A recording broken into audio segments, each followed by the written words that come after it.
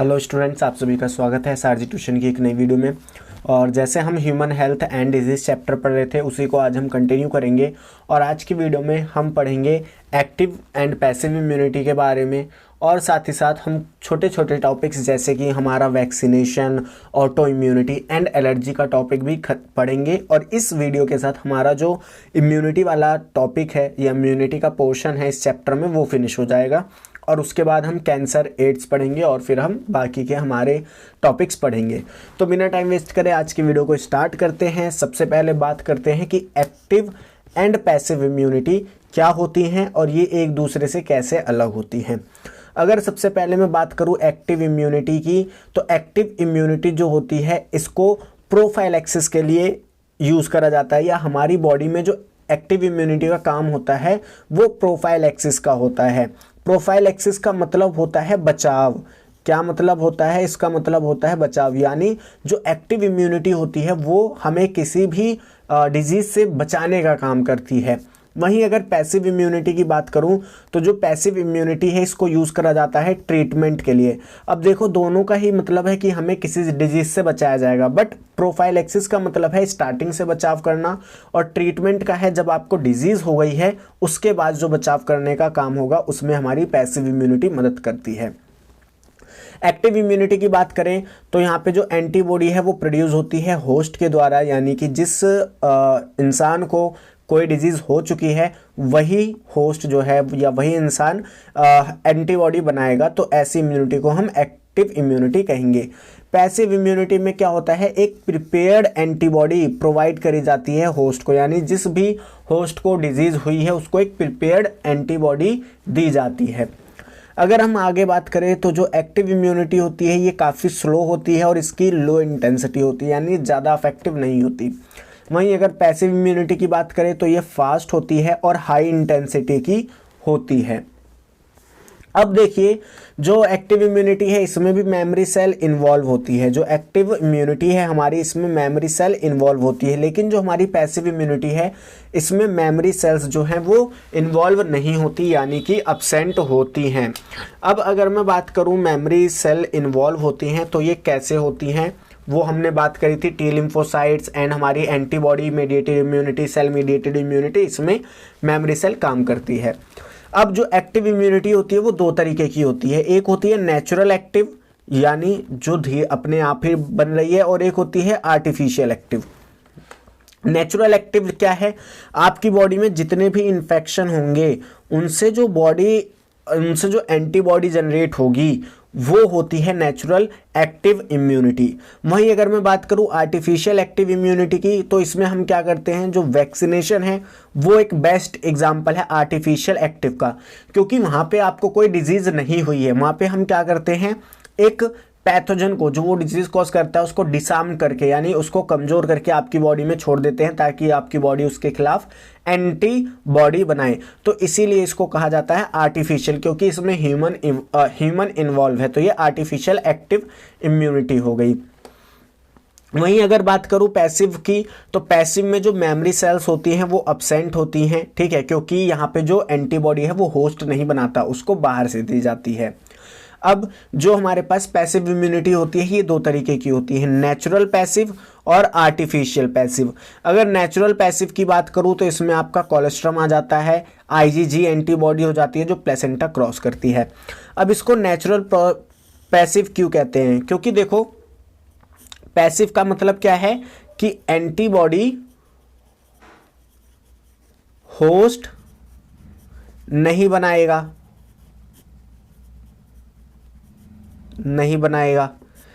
Passive immunity में क्या है, एंटीबॉडी होस्ट नहीं बनाएगा। अब नेचुरल पैसिव देखो, नेचुरली होता क्या है कि जो हमारी मदर होती हैं, उनका जो इनिशियल लैक्टेशन के दौरान जो मिल्क होता है उसमें एंटीबॉडी प्रेजेंट होती है IgA।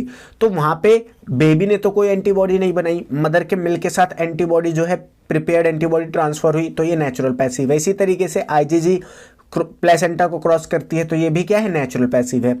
इसके बाद सेकंड हमारी इम्यूनिटी आती है आर्टिफिशियल पैसिव। अगर मैं आर्टिफिशियल पैसिव की बात करूं तो इसमें हम एंटीवेनम सीरम ले सकते हैं। कई केस आपने देखे होंगे जहाँ पे होता क्या है कि जंगलों में जो आदिवासी लोग रहते हैं या विलेज में जो लोग रहते हैं उनको कई बार होता क्या है कि जब वो घूमने जाते हैं जंगल में तो उनको सांप काट लेता है। तो वहाँ पे अब अगर उनकी बॉडी उस वैनम के खिलाफ कोई प्रोटीन बनाएगी तो वहाँ पे उसमें काफ़ी देर हो जाती है। तो हम वहाँ पे क्या करते हैं, उस वैनम के खिलाफ एंटी वैनम सीरम देते हैं।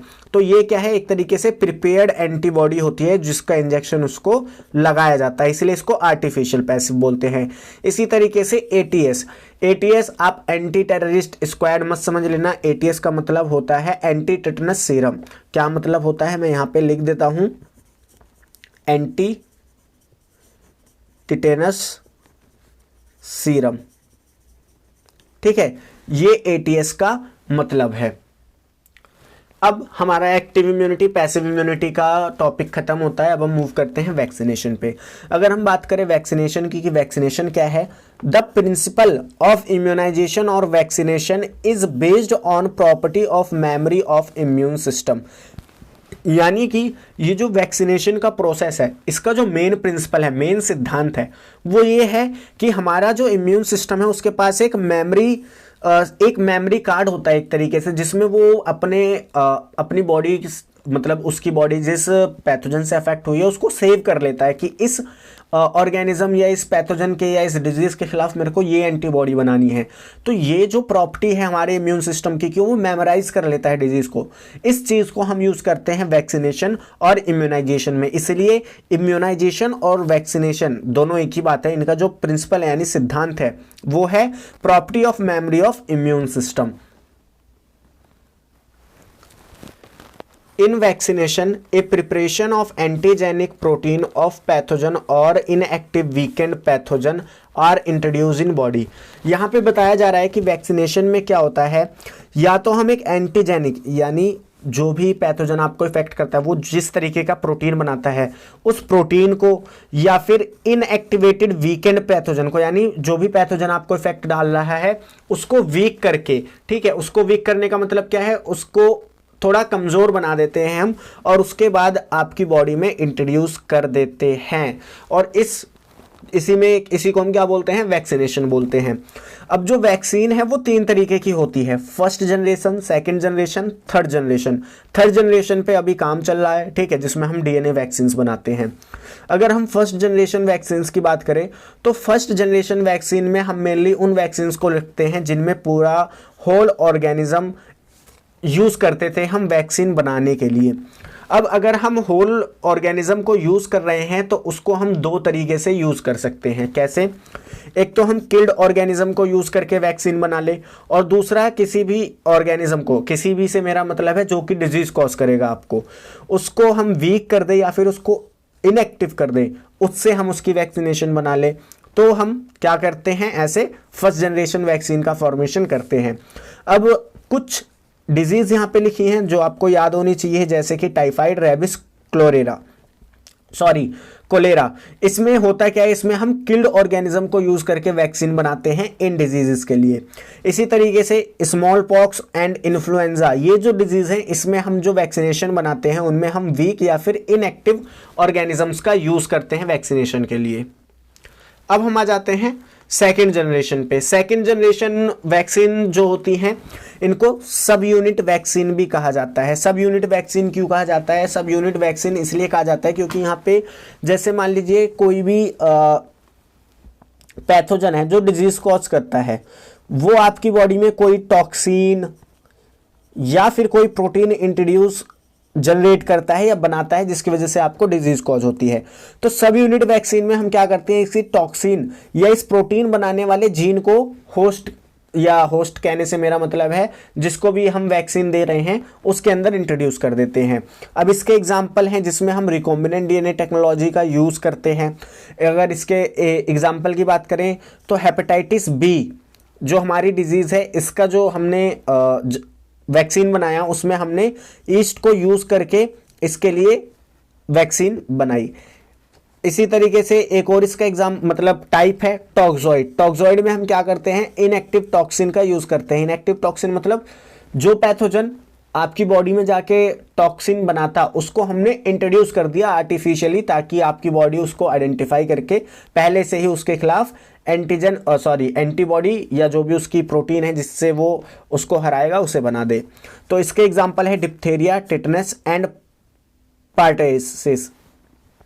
इसमें क्या है, इनके लिए हमने टॉक्सोइड्स को यूज करके सेकेंड जनरेशन वैक्सीन बनाई। थर्ड जनरेशन वैक्सीन में हमारी डीएनए वैक्सीन आती हैं जिन पे अभी काम चल रहा है। अब हम आगे बढ़ते हैं और बात करते हैं ऑटो इम्यूनिटी की। तो ऑटो इम्यूनिटी में आपको 2-3 चीज़ें पता होनी चाहिए, जैसे कि पहला इसका एग्जाम्पल है रूमेटॉइड अर्थराइटिस, एंड सेकंड इसका कॉज क्या है। तो देखो ऑटो इम्यूनिटी की बात करें तो ऑटो इम्यूनिटी में सबसे पहले होता क्या है आपको ये पता होना चाहिए। इसमें होता क्या है, जो हमारी इम्यून सेल होती है, इम्यून सेल मतलब जो इम्यूनिटी के लिए रिस्पॉन्सिबल होती हैं, वो किसी कारणवश सेल्फ सेल पे ही अटैक करने लगती है, सेल्फ सेल्स पे ही क्या करने लगती है, अटैक करने लगती है और इन्हें डिस्ट्रॉय करने लगती है। और इसी चीज को हम बोलते हैं autoimmunity. Due to genetic और unknown reason the body attack self cells, जो हमारी बॉडी है वो हमारे ही सेल्स को अटैक करने लगती है, इसी चीज को हम बोलते हैं ऑटो इम्यूनिटी। और इसका एग्जाम्पल है रूमेटॉइड अर्थराइटिस। सो अब हम बात करते हैं एलर्जीज की, कि एलर्जीज होती क्या है। The exaggerated response of immune system to certain antigen present in environment is called allergy। हमारे environment में present कुछ antigens पे जब हमारी body exaggerated यानी आवश्यकता से ज़्यादा रिस्पॉन्स करने लग जाती है तो उसी चीज़ को हम बोलते हैं एलर्जी। एलर्जी में जो जिस सब्सटेंस की वजह से आपको एलर्जी हो रही है उसको हम बोलते हैं एलर्जेंस, और यहाँ पे जो एंटीबॉडी इन्वॉल्व होती है वो होती है IgE। तो ये चीज़ आप याद रखना कि इन्वायरमेंट में प्रेजेंट एंटीजेंस की वजह से जब आपका इम्यून सिस्टम मतलब ज़रूरत से ज़्यादा रिस्पॉन्स करने लगे तो उसको हम बोलते हैं एलर्जी। और एलर्जी की मतलब जिस सब्सटेंस की वजह से एलर्जी हो रही है उसको हम बोलेंगे एलर्जेंस, और इसमें जो एंटीबॉडी इन्वॉल्व होती है वो होती है IgE। अब हम एक केस देखते हैं, केस का मतलब है कि किस वजह से एलर्जी होती है, उस चीज़ को अब हम समझते हैं। तो सबसे पहले मैं आपको बताता हूं नॉन एलर्जिक कंडीशन। कौन सी कंडीशन बता रहा हूं मैं आपको, नॉन एलर्जिक कंडीशन। तो देखिए हमारे ब्लड में एक सेल होती है जिसको हम बोलते हैं मास्ट सेल्स, जो कंटेन करती है हिस्टामिन। क्या कंटेन करती है, हिस्टामिन। और ये अभी नॉन सेंसिटाइज्ड है। नॉन सेंसिटाइज्ड का मतलब क्या है कि अभी ये जो है इतनी सेंसिटिव नहीं है कि ये एलर्जी कॉज करे, ठीक है। तो अब यहाँ पे होता क्या है, ये जो मास्ट सेल्स होते हैं ये इन्वॉल्व होते हैं इन्फ्लेमेटरी रिस्पॉन्स में, यानी आपकी बॉडी में जो सूजन्स आती हैं ज़्यादा, सूजन का मेरा मतलब है जो आपका शरीर फूल जाता है, इन्फ्लेशन हो जाती है, उसमें रिस्पॉन्सिबल होती हैं ये। तो ये तो नॉन एलर्जिक कंडीशन है। यहाँ पे होता क्या है कि जो मास्ट सेल्स होती हैं वो नॉन सेंसिटाइज होती हैं। वहीं अगर हम बात करें किसकी, एलर्जिक कंडीशन की, एलर्जिक कंडीशन की अगर हम बात करें तो एलर्जिक कंडीशन में होता क्या है, formation of IgE binding protein on the surface of mast cell. ये मान लीजिए एक जीन है। अब ये जीन क्या करता है, ये जो जीन है ये एक ऐसा प्रोटीन बनाता है, ये एक ऐसा प्रोटीन बनाता है जो कि IgE यानी IgE एंटीबॉडी से बाइंड कर जाए। और ये जो प्रोटीन है कहां प्रेजेंट होगा, मास्ट सेल की सरफेस पे। तो देखिए ये मास्ट सेल है, ये मास्ट सेल है, इसकी सरफेस पे ये प्रोटीन है जिसको एक जीन ने बनाया, एक स्पेशल जीन ने बनाया। अब ये क्या करती है, ये जो हमारी प्रोटीन है ये IgE को अपनी तरफ बाइंड कर लेती है, IgE को अपनी तरफ बाइंड कर लेती है। अब जब कोई भी एलर्जेंस हमारे रेस्पिरेटरी सिस्टम में आता है, उसके बाद हमारे लंग्स में आता है और फिर वो ब्लड के थ्रू जब जाता है तो ब्लड में क्या होता है, ये जो हमारी मास्ट सेल है और इस पे जो IgE एंटीबॉडी बाइंड है उससे बाइंड कर जाता है, जिसकी वजह से आपको होता क्या है कि ये जो मास्ट सेल है ये रप्चर हो जाती है। मास्ट सेल क्या हो जाती है, रप्चर हो जाती है और ये हिस्टामिन रिलीज करती है। मास्ट सेल रप्चर होने के बाद हिस्टामिन रिलीज करती है और ये हिस्टामिन जो है कॉज करता है inflammation and redness. Attachment of foreign particle on IgE cause secretion of histamine, और हिस्टामिन का सिक्रेशन होगा किस वजह से, मास्ट सेल के रप्चर होने की वजह से, which cause inflammation and redness, जो कि क्या करेगा, इन्फ्लेमेशन और redness inflammation and redness cause करेगा। सो आज की वीडियो में इतना ही। आई होप ये जो आपका टॉपिक है एक्टिव इम्यूनिटी, पैसिव इम्यूनिटी और आपका एलर्जीज, ये आपको अच्छे से समझ में आया होगा। मिलते हैं नेक्स्ट वीडियो में जिसमें हम कैंसर टॉपिक डिस्कस करेंगे और वो काफ़ी इंपॉर्टेंट वीडियो होगा। तो मिलते हैं नेक्स्ट वीडियो में।